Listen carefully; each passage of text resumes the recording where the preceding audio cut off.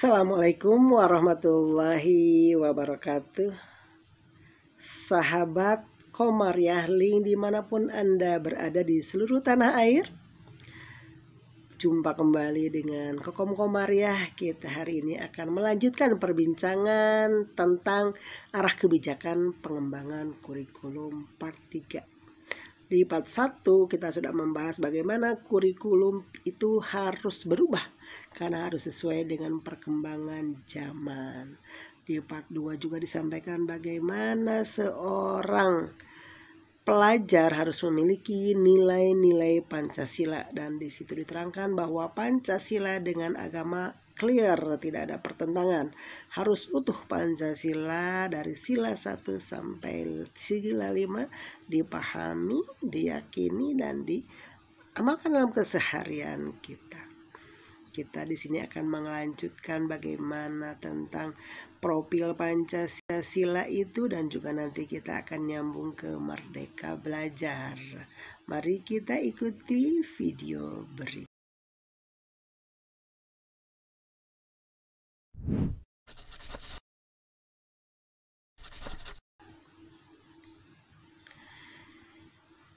Sahabat Komariah Link dimanapun berada di seluruh tanah air, kita bincang kembali tentang arah kebijakan pengembangan kurikulum part 3. Ini melanjutkan yang kemarin bahwa pelajar Pancasila itu harus internalisasi dalam kehidupan sehari-hari. Dimensi dan elemen profil Pancasila itu apa saja? Yang pertama, beriman, bertakwa kepada Tuhan Yang Maha Esa dan berakhlak mulia. Akhlak dalam beragama, akhlak pribadi, akhlak kepada manusia, akhlak kepada alam, dan juga akhlak kepada negara. Itu harus sama dan seimbang. Kemudian berkebinekaan global, yaitu harus mengenal dan menghargai budaya, komunikasi dan interaksi antar budaya, refleksi dan tanggung jawab terhadap pengalaman kebinekaan, berkeadilan sosial, bergotong royong dengan kolaborasi, kepedulian, dan berbagi dengan sesama.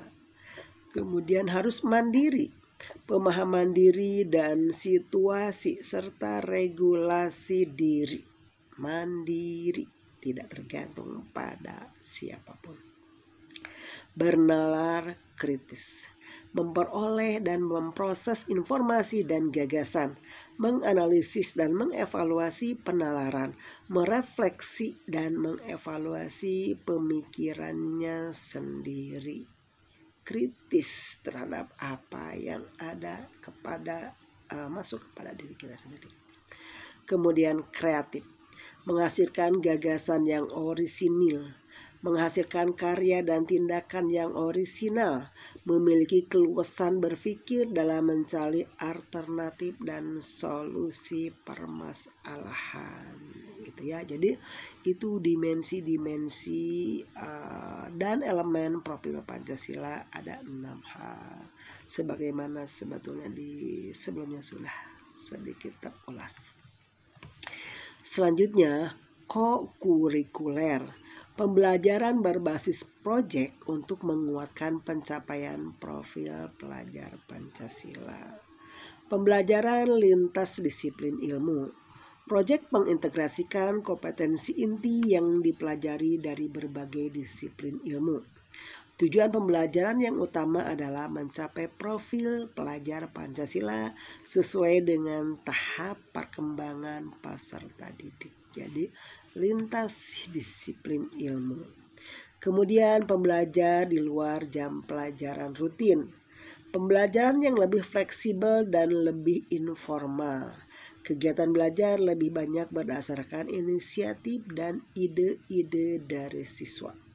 Jadi di sini siswa sebagai agen perubahan. Selanjutnya pembelajaran kontekstual dan autentik. Proyek dirancang berbasis lokal berdasarkan kondisi dan sumber daya sekolah dan lingkungan sekitar, serta isu-isu yang sedang berkembang sesuai dengan minat peserta didik.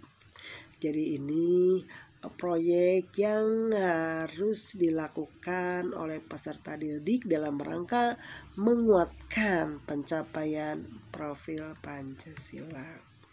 Sehingga terbentuklah profil pelajar Pancasila itu menjadi rumah besarnya budaya sekolah. Bagaimana iklim sekolah, kebijakan, pola interaksi dan komunikasi serta norma yang berlaku di sekolah. Budaya sekolah itu terbagi kepada 3 kamar-kamar besar. Yang pertama ada intrakurikuler, yang di dalamnya adalah muatan pelajaran dan kegiatan pengalaman belajar yang disampaikan dalam proses pembelajaran di dalam kelas. Kemudian ada proyek, di mana proyek ini pembelajaran berbasis proyek yang kontekstual dan interaksi dengan lingkungan sekitar. Yang ketiga adanya ekstrakurikuler, kegiatan untuk mengembangkan minat dan bakat. Ketiga hal ini terangkum dalam budaya keseharian di sekolah. Semua ini dilakukan dengan penuh minat dan antusias oleh mereka, oleh pelajar, oleh peserta didik dalam rangka membentuk Merdeka Belajar.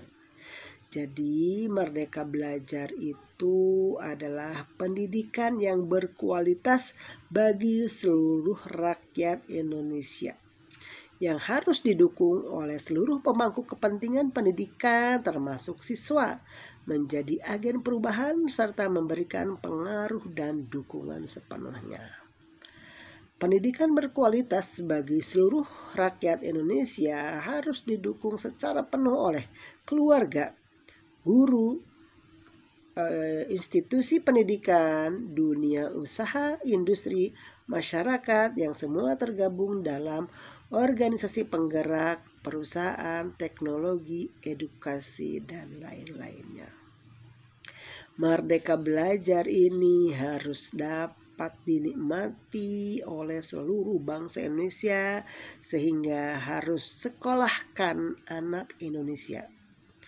Angka partisipasi tinggi lebih dari 95 di seluruh jenjang pendidikan dasar menengah harus bisa diserap. 75% lebih pada jenjang pendidikan tinggi. Itu harapan supaya sekolah anak Indonesia semuanya sekolah. Dorong pembelajar siswa. Hasil belajar berkualitas, memiliki jangkauan dan keterampilan yang relevan. Hasil pembelajaran yang 90% baik maka akan berpengaruh kepada tingkat pekerjaan yang baik pula. Sehingga perlu didorong anak itu harus terus belajar. Kemudian tidak ada anak yang tertinggal, harus merata didistribusikan ke semuanya, baik secara geografis maupun sosial ekonomi. Tidak ada istilahnya orang desa tidak sekolah atau yang tidak mampu tidak sekolah. Semua harus difasilitasi. Nah, supaya dapat tercapai semua itu, maka harus ada perbaikan-perbaikan. Padahal apa? Yang pertama adalah infrastruktur dan teknologi. Harus ada plafon pendidikan yang nasional, teknologinya ditingkatkan. Fasilitasi sekolah supaya bisa ikut perkembangan zaman. Infrastruktur sekolah, kelas masa depan disesuaikan dengan situasi dan kondisi hari ini dan yang akan datang, seperti metaverse yang pernah diceritakan pada video sebelumnya. Kemudian kebijakan, prosedur, dan pendanaan. Kontribusi eksternal pemerintah dan swasta harus terus dilakukan. Mekanisme akreditasi, pembelajaran, anggaran pendidikan yang efektif dan akuntabel, serta otonomi satuan pendidikan itu harus dirapihkan, harus ditata ulang, harus disesuaikan dengan koridor-koridor yang sudah ditentukan.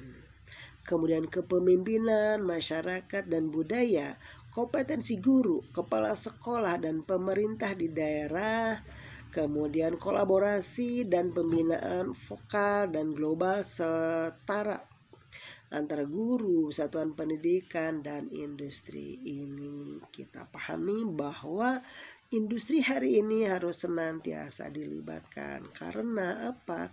Karena mereka anak-anak akan hidup pada masanya. Mereka akan bekerja sesuai dengan bidangnya masing-masing. Maka antara dunia pendidikan dengan dunia industri atau dunia usaha harus seimbang. Sehingga harus dilibatkan dalam pembentukan kurikulum dan pendidikan ini. Sehingga di sini di lingkaran merah bahwa kurikulum, pedagogik dan asesmen. Kurikulum dan asesmen nasional harus seimbang, harus sesuai dengan kebutuhan-kebutuhan masyarakat yang nantinya kurikulum ini untuk meraih pendidikan berkualitas bagi seluruh rakyat Indonesia. Dalam rangka apa? Semuanya dalam rangka untuk mewujudkan visi pendidikan, yaitu mewujudkan Indonesia maju yang berdaulat, mandiri dan berkepribadian melalui terciptanya pelajar Pancasila yang bernalar kritis, kreatif, mandiri, beriman, bertakwa kepada Tuhan Yang Maha Esa, dan berakhlak mulia, bergotong royong, dan berkebinekaan global.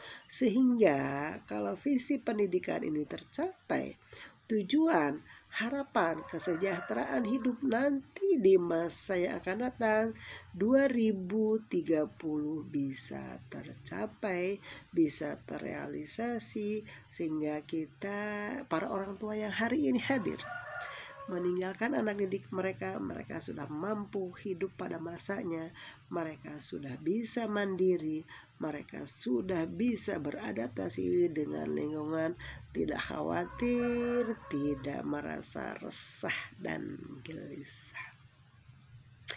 Demikianlah penjelasan kali ini tentang bagaimana kurikulum part 3. Terima kasih sahabat Komari Aling dimanapun berada. Kita akan kembali dengan pengembangan kurikulum part 4. Jangan lewatkan videonya. Yang belum subscribe silakan subscribe, link dan komen. Terima kasih. Assalamualaikum warahmatullahi wabarakatuh.